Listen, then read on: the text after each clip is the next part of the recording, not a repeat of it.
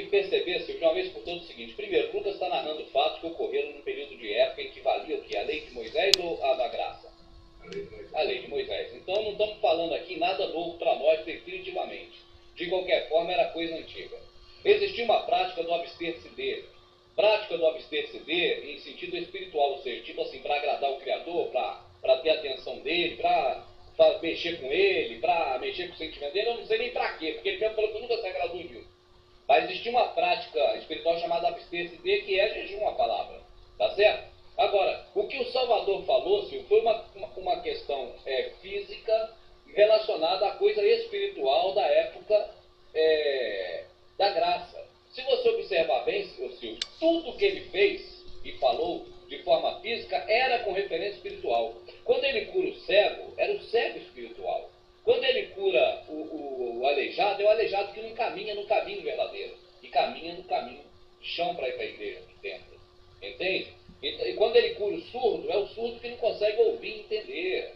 Então, a cegueira que ele cura é espiritual, tudo aquilo que ele fazia físico era espiritual. Aí, neste caso do jejum, quem é o pão físico? O pão físico era o maná que caiu do céu. Mas representava quem espiritualmente? Ele é o pão. Tá certo? Aí os discípulos perguntaram, por que os discípulos de João, os discípulos de João perguntaram, por que os discípulos dos fariseus jejuam e os discípulos seus não jejuam, Yahushua? Ele falou, pode ter fome quem está com o noivo? Pode quem tem um noivo passar fome? Ou seja, quem está com pão vivo ali está alimentado por ele, é alimento espiritual. Dias virão em que lhe será tirado o pão. Quando foi tirado o pão? Foi quando ele subiu? Ele subiu porque ele quis, Silvio. Ele foi jogado também morreu porque quis, não vamos negar isso.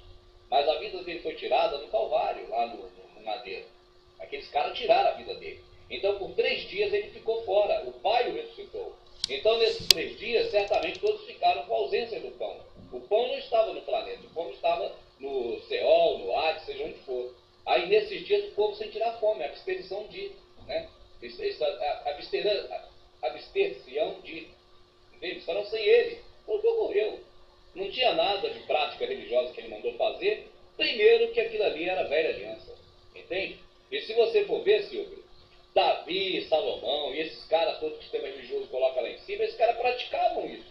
Ficar sem comer por motivos, vamos dizer, espirituais. Eles faziam essa prática. Agora, através dos profetas, o Criador sempre falou que isso ele nunca pediu, nunca quis e nunca isso sensibilizou ele. Ele chegou a dizer, quando vocês comem, não é para vocês que vocês comem? Não é para o seu bem-estar? Por que quando vocês ficam com fome, diz que é para mim que fica com fome? Acaso não é esse o jejum que eu pedi? Já falei pelos profetas anteriores, que absteça-se do mal, que estenda a mão ao próximo, e também compartilhe o seu pão? É isso aí, senhor. Então não tem esse jejum, isso não existe.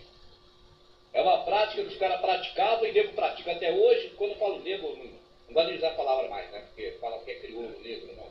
Eu estou falando, pessoas, né? Não vamos falar malandro, pessoas hoje ainda praticam porque querem, senhor.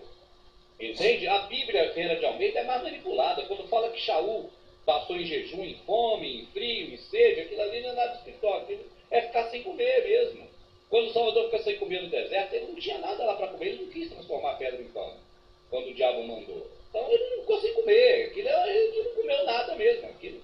Entende? No deserto só tinha pedra lá, ou qualquer coisa lá, mato, né?